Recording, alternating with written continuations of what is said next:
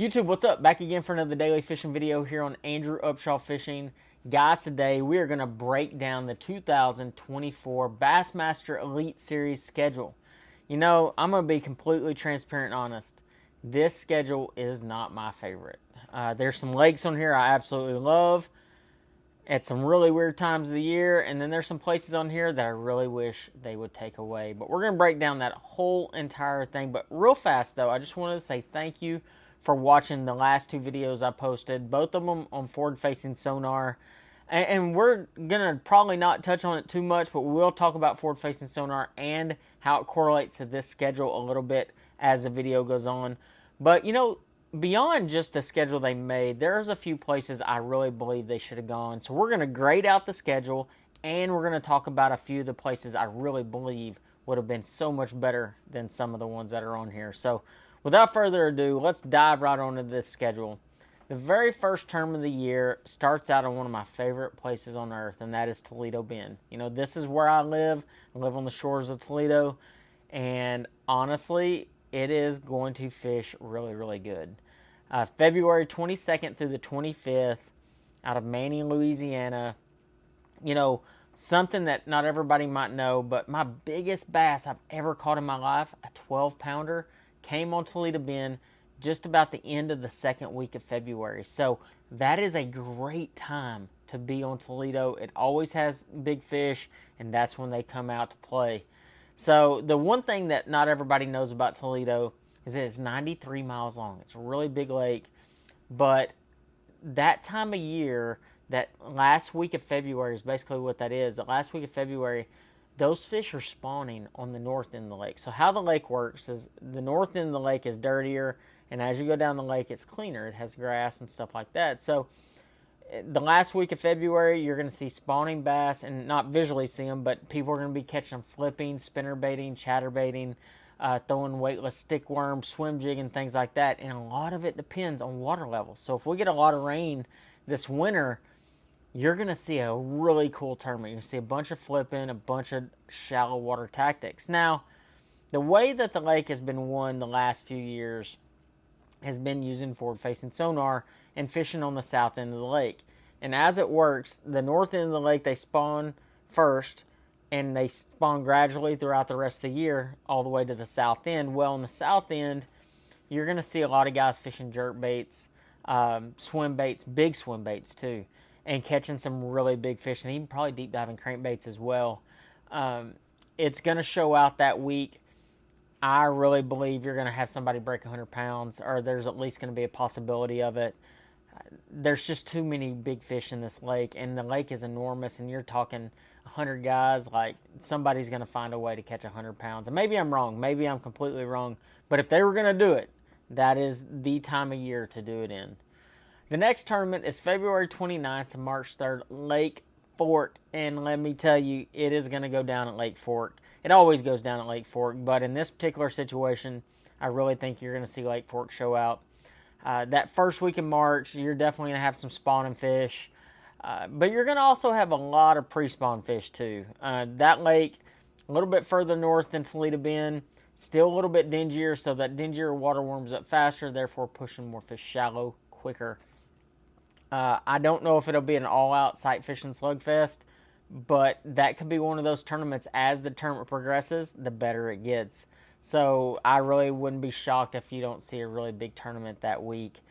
Lake Fork is not a lake that I spend a ton of time on. Most of the time I've been there is in the tougher times of the year when you're going to catch 20 to 25 pounds just fishing. And I think they're going to catch the fire out of them that week for sure. Next tournament is going to be March 22nd through 24th. Bassmaster Classic, Grand Lake of the Cherokees, and one angler everybody should fear in this particular event is Jason Christie. Jason Christie is hungry. He's really kind of ticked off this year. He slid into the Classic, one of the very last places. He got it done just enough to get into the Classic. He's finished second there 2 times. I don't believe Jason Christie finishes there second a third time. He's going to be mad at him. He's going to be hungry. That's his wheelhouse, his time of year. It's going to be pre-spawn.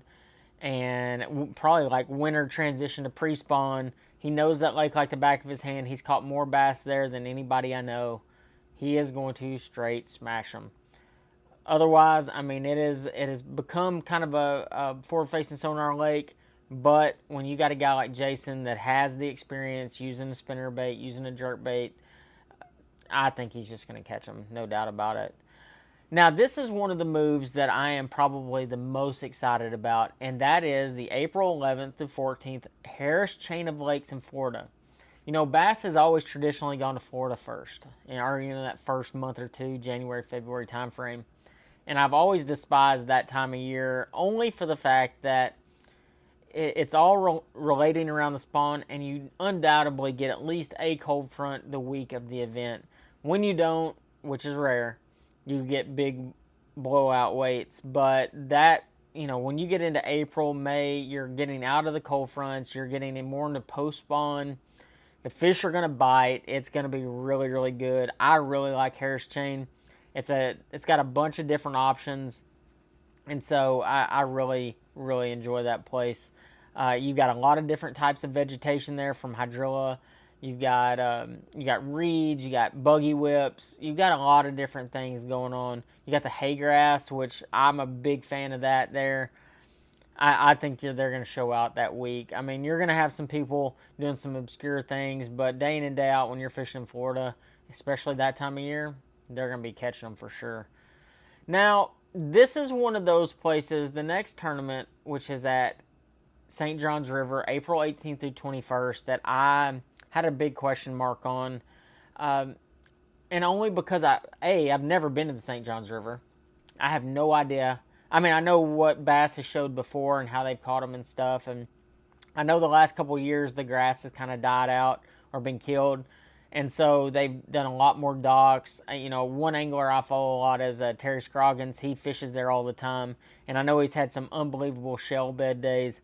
But from everything I've talked to other anglers about and kind of, did a little bit of my own research on it, is that river, it's a tidal river. It fishes really similar to like other tidal rivers like Potomac, stuff like that. So anytime the water is moving, you're going to have a chance to catch some fish. And so it is a really unique place. I think they're going to catch them. I don't really know how great they're going to catch them, but I really believe that is going to probably be a pretty good weight tournament.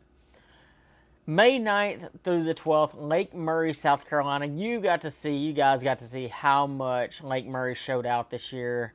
And you're talking May 9 through 12. You're going to be past the spawn. You're actually going to be in the, I want to say that's around the herring spawn to shad spawn time frame. I could be wrong. Somebody's undoubtedly going to tell me how wrong I am, which it always tends to happen. But that place is going to be herring dominated, especially in May. The fishing's going to be good. The fish weigh heavy there. I really think that's going to be a good tournament. I really wish it was a little sooner, but, you can't always get what you want. The next one is June 13th through 16th, Decatur, Alabama, Wheeler Lake. I've got a couple buddies that live at Wheeler, and they told me this year that Wheeler was fishing as good or better than any of the other lakes on the Tennessee River chain. When I got there, I kind of tend to agree. It was fishing pretty good, and we were actually in kind of a weird time in that real true, like, in between post-spawn to spawn kind of time frame. There was the last little remnants of spawning fish, and people were starting to really bust them on the ledges. But I'm going to tell you right now, June 13th through 16th, they're going to be offshore. Now, it's a different offshore than what you would think like a Kentucky Lake in its heyday and some others. The Decatur Flats is a very famous area up there on the north end. I guess it'd be the east end of Wheeler. It has grass. It did this year when we fished it. I really think that you're going to see a bunch of guys catch them in that 3 to 9 foot range, not necessarily out super deep. Now, there will be guys that catch them deep, really deep, but I think you're going to see just as many guys catch them up there in that 5 to 9 foot range and do pretty dang good. They tend to set up a little bit shallower there, so I think you're going to see a really good mix of fishing at that particular event. Then you slide on over June 27th to the 30th, Coleman, Alabama, Smith Lake. I have been to Smith. I don't know how many times I filmed episodes of Let's Fish TV there. I've fished opens, FLW tours, lots of different events at that particular body of water. I've never been there in late June, ever. I've been there in the spawn, pre-spawn, post-spawn, and the fall. I will say this, I think it will be especially June, you're going to have fish deep, you're going to have a lot of fish on herring, and I think boat docks are going to play massively. You're probably going to have a pretty good topwater bite, especially because it is a herring lake. I really think that's going to be a good weight event. The only downfall of that is I really think that one could possibly turn into a forward-facing sonar event, just for the fact that it's later in the year, that it's going to be pretty hot there, and the fish are going to be set up on bait. So that's kind of what I'm thinking. Now we make our northern swing. The big controversial northern swing goes August 8th through the 11th, Plattsburgh, New York, Lake Champlain. Obviously, all of you saw what Champlain did this year. It was a live scope, forward-facing sonar, active target beatdown. Guys absolutely plastered them that way, and exposed just how great that body of water is. Now, I think you're going to see a big change up. I've heard grumblings, rumors, I guess would be the case, of a couple of different options on rules. We're waiting on rules to come out. We still don't have rules. We just know the schedule. So there's literally anything could change. I could sit there and say, hey, that's going to be a live scope tournament, and they make it an all largemouth tournament. So we don't know what we don't know yet. So all I know is in Plattsburgh in August, you're going to have mats of grass. The grass is going to be way taller because that's past the spawn. You're obviously, based off what we know from this year, the smallmouth are going to be on bait really heavily, on boulders out in deep water. So it really could go either way. It's just going to depend on what they do on the rules. Honestly, I have no idea what they're going to do. I've been told a couple of things, but I've been told abandon it. I've been told they're going to keep it. They're going to limit it. So at this point, it's all rumors. The last tournament of the year is August 15 through 18, Waddington, New York, St. Lawrence River. And I'm going to tell you why I like this particular one more so than Champlain. When they go out of Waddington, what people don't realize is all they zone in on is it's the St. Lawrence River. Oh my gosh, everybody's going to be live scoping again. That's not going to be the case. When you go out of Waddington, you're an hour and a half run on a good day, hour and 40-minute run from Clayton, New York. That's where they took out of last year, or this past year. Okay. Then you got to tack on at least 20 to 25 minutes to get from there to the lake. And that's just to get to the lake. That's not to get out into the lake, just to the edge of it. Okay, so you're talking around an hour and 45 to 2-hour run, depending on how fast your boat is and how good the weather is. You got to get gas. So you're talking 4 hours right there of run time. So therefore, that's if somebody makes that gamble. And undoubtedly, somebody will make the gamble, make the run down there because they're either in contention to try to make a classic and they need a really good event, or they're going to be guys that are trying to stay in the elites, or somebody that is trying to win Angler of the Year and is like in 3rd, 4th, 5th place, something like that, that needs a like unbelievable term like a win or something. It is a massive gamble making that run because anything and everything can happen, and typically does. It will not be as forward-facing sonar dominated as you saw this year at Clayton. A lot of guys won't even make the run all the way down. They'll run down halfway, and in that situation, it's really hard to use forward-facing sonar in current, especially heavy current. So you're not going to see it play as much. August 15 through 18, you're going to be way past the spawn, so that won't be as much of a factor either. I like that particular tournament. Now, if I'm going to grade this particular schedule, we get new schedules every year, and everybody has opinions on it, and just like I do. I'm going to give this schedule like a 7 out of 10, like a high 6 to 7 out of 10. I really wish they'd have done a little bit different stuff, and I'm going to break down that just real quick and just kind of tell you what I'd have done. So, first off, I'd have flipped Toledo Bend and Lake Fork. I'd have put Lake Fork February 22nd through 25th. I'd have put Toledo Bend the second tournament that first week in March. That first week in March on Toledo can be absolutely magical. I have seen some just unbelievable days out there. They're really wanting to spawn then. I think, depending if we get a bunch of rain, it's going to depend on a lot of things. I've been told that, everybody's trying to assume that since we had such a heavy drought that we're going to have a really wet winter, but nobody actually knows that. But I really wish Toledo was that second tournament, not first. The Classic at Grand's a Classic at Grand. I mean, I think it's a historic place. I think it'll be a good event, a good venue. Tulsa really shows out when it comes to classics, so I'm not surprised about that one. I like Harris Chain exactly where it is, the exact dates. I would have probably switched St. John's to Lake Okeechobee, and I'll tell you why.